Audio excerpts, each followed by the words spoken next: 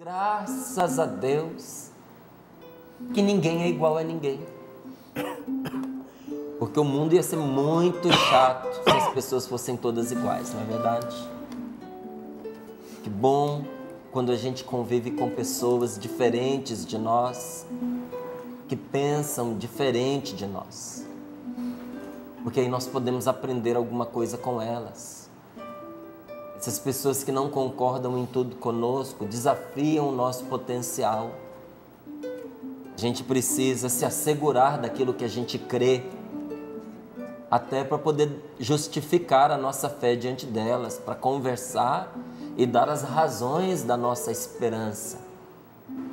Mas como uma pessoa que pensa diferente da gente e vê a vida de uma maneira diferente da gente, muitas vezes nos enriquece com a sua experiência. Só que o diferente incomoda. A pessoa que é diferente de nós nos desinstala, nos tira da nossa zona de conforto.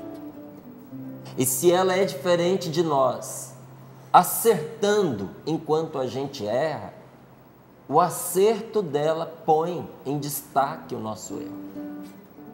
Ou o nosso acerto põe em destaque o erro dela. E aí é a hora em que as diferenças começam a apertar e vem a tentação da gente debandar para o lado errado e começar a criar inimizades por causa das diferenças. Então quem concorda comigo, quem pensa igual a mim, é meu amigo. Quem discorda de mim, quem pensa diferente, é meu inimigo ou me é indiferente. Eu não quero ter nada a ver com esta pessoa. E com essa mentalidade, alguns pensam que montam seus grupos de amigos. Mas isso não monta grupos de amigos. Isso monta aquelas chamadas panelinhas. Aquelas panelinhas que são as amizades fechadas, que nem merece assim o nome de amizade. Ela é igualzinho aqueles plantios que são feitos sempre do mesmo jeito, naquela mesma terra. Se você usa sempre a terra para plantar a mesma coisa, dois problemas. Primeiro, com o tempo a terra se esgota. E segundo, dá praga que depois você não se livra dela.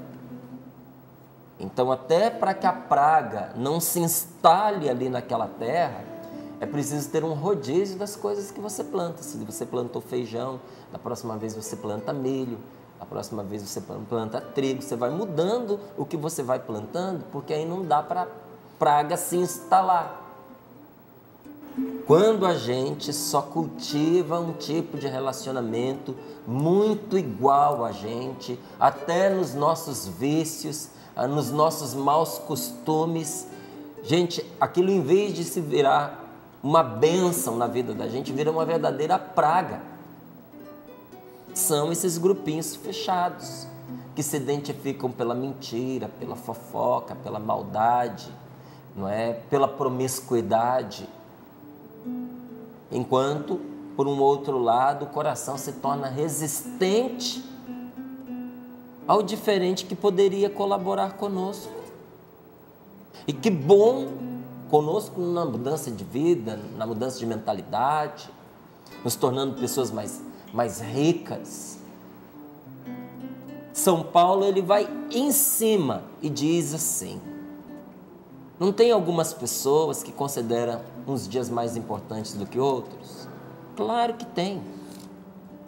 Mas assim como uns consideram este dia mais importante, o dia do aniversário mais importante, o dia de Natal mais importante, o dia da Páscoa mais importante, nós cristãos temos aí, olha, realmente o ápice de todo o ano litúrgico. A Páscoa é para nós o grande dia. É uma festa para nós mais importante, inclusive, do que o Natal. Mas tem pessoas que, apesar de saber disso, não conseguem trazer para dentro do seu coração essa importância de alguns dias em relação aos outros. Para ela, todo dia é dia de ser de Deus. Todo dia é dia de fazer o bem. Não é que a Páscoa seja menos importante para ela. É que para ela todo dia é Páscoa.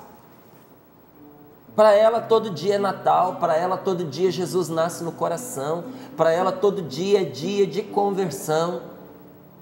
Então, se ela vive desse jeito, São Paulo diz assim: cada um continue com a sua maneira de pensar. Se para você tem dia que é mais importante do que outro, continue pensando assim para o bem. Mas se o seu irmão acha que todos os dias são parecidos ou todos os dias são iguais, e vive assim um dia após o outro para o Senhor, bendito seja Deus. Permita que ele pense assim, respeite esse jeito dele viver. E continua dizendo: quem distingue um dia do outro faz isso por amor ao Senhor. E quem não distingue faz isso por amor ao Senhor. Vamos sair dos dias para a comida. Porque principalmente para os judeus, não é que São Paulo falava ali também para eles, não é? Aos judeus não era permitido, ao judeu religioso que não abraçou aí Jesus Cristo como Salvador, mas tem a palavra de Deus no Antigo Testamento como uma manifestação da vontade de Deus para a sua vida. O judeu religioso que segue a lei da Sagrada Escritura, ele não come de tudo. Uma das coisas famosas que a gente sabe que o judeu não come é carne de porco. Mas ali São Pedro viveu uma experiência no qual o próprio Senhor dizia para ele que não é o alimento que mancha o homem, que torna o homem impuro, e que é dado ao ser humano comer de tudo que está sobre a face da terra. E Pedro ali dizendo numa hora, até para Deus: Senhor, eu não vou tocar no que é impuro. E o Espírito Santo fala no coração de São Pedro dizendo: como você ousa chamar de impuro aquilo que Deus purificou? Mas existiam pessoas ali que viviam essa dificuldade. Posso ou não posso comer certas coisas? Uns achavam que sim, outros achavam que não, porque comendo certas comidas acreditavam que estavam pecando. Aí São Paulo diz para eles o seguinte: quem come de tudo, come tudo para a glória do Senhor, pois ao comer dá graças a Deus. E quem não come, deixa de comer por amor ao Senhor, e também ele dá graças a Deus. Por quê? Porque ninguém de nós vive para si mesmo ou morre para si mesmo. Nós que somos de Cristo, se estamos vivos, é para o Senhor que nós vivemos. E se morremos, é para o Senhor que morremos. Portanto, vivos ou mortos, pertencemos ao Senhor. Porque Cristo morreu e ressuscitou para ser o Senhor dos vivos e dos mortos. Passando por alegrias ou mergulhados em tribulações, pertencemos ao Senhor. Progredindo na santidade ou tendo resvalado no pecado, pertencemos ao Senhor. Nós somos de Jesus. Você é de Jesus. Nós somos de Deus. Você é uma pessoa de Deus. E quando tudo fazemos para Deus, isso lhe agrada. Então, quando nós nos ocupamos em ser para Deus, nós deixamos de nos ocupar com a vida dos outros para julgá-los e condená-los. Quando uma pessoa, gente, ela se esmera em viver bem, ela se preocupa muito pouco com a vida do outro que está à sua volta. Se preocupa no sentido de pedir contas. Se preocupa menos no sentido de julgar a pessoa. Se preocupa mais no sentido de cuidar do outro. Quanto mais nós nos unimos a Jesus e mais percebemos como Deus cuida de nós, mais nós nos dedicamos em zelar do nosso irmão, em cuidar dele, em tornar a vida dele menos pesada, menos penosa. Ao mesmo tempo em que nós deixamos de nos preocupar em ficar cobrando, exigindo, condenando, julgando e condenando, porque o juízo das pessoas pertence a Deus. É Deus quem vai julgar o seu irmão. Se a maneira como ele vive está certa ou não está certa, é Deus quem vai julgar. Por que nós vamos condenar a pessoa, destruir a pessoa, por causa de preferência de dia? Se para ele um dia é mais importante do que o outro, o que isso importa? Porque depende do que ele come, o que é que isso importa? A maneira como ele vive a sua fé, o que é que isso importa para você? Isso é entre ele e Deus. Nós não devemos ficar julgando os outros com a intenção de condenar. Se a gente quer julgar, olha o que nos diz a palavra de Deus. Se você quer julgar, então julgue. Julgue a você mesmo, se você não está colocando uma pedra para o outro tropeçar. Se aquilo que você está fazendo não está gerando um escândalo, que está levando o outro a desistir, até mesmo de ser de Deus por causa do que você está fazendo. Às vezes não é? Quase sempre, quando nós nos convertemos, o maligno ele tenta nos levar ao endurecimento do nosso coração por um zelo excessivo. Então eu me encontrei com Deus, eu quero mudar a minha vida, eu me torno uma pessoa zelosa do bem, e como eu estou determinado nesse propósito, o que é que a tentação faz? Me leva ao exagero e transforma esse zelo num radicalismo tremendo, mas não em relação a mim, em relação às pessoas que estão à minha volta. E em nome de Jesus, em nome da fé, em nome da religião, a gente exige tanto da outra pessoa que a gente exaspera a pessoa. Leva ela ao desgosto, à tristeza, ao desânimo. Isso é usar de uma coisa boa para pôr uma pedra de tropeço no caminho do outro. Quem quer viver pelo Espírito Santo não vive assim. Não diz a palavra para nós? Nós já não vivemos para nós mesmos, nós vivemos para o Senhor e para o bem dos outros.